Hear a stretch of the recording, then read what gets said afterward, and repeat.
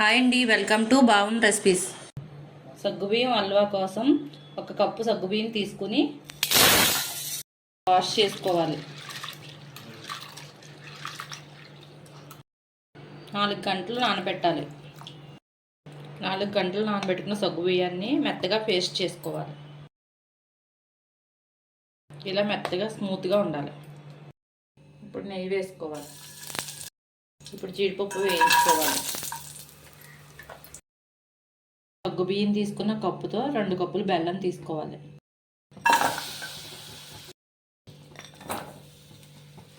కొంచెం వాటర్ వేయాలి. పాకం అవనవసరం లేదు, ఇలా కరిగితే సరిపోద్ది. ఇప్పుడు సగ్గుబియ్యం పేస్ట్ని యాడ్ చేసుకుందాం.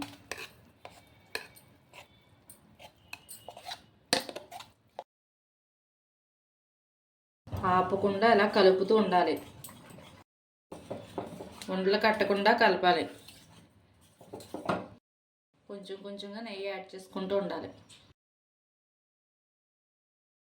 ఇప్పుడు యాలకుల పౌడర్ యాడ్ చేసుకోవాలి. జీడిపప్పు కూడా యాడ్ చేసుకోవాలి.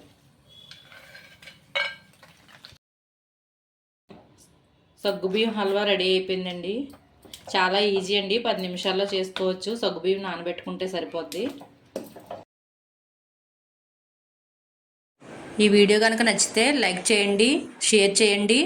మరిన్ని రెసిపీస్ కోసం సబ్స్క్రైబ్ చేయండి.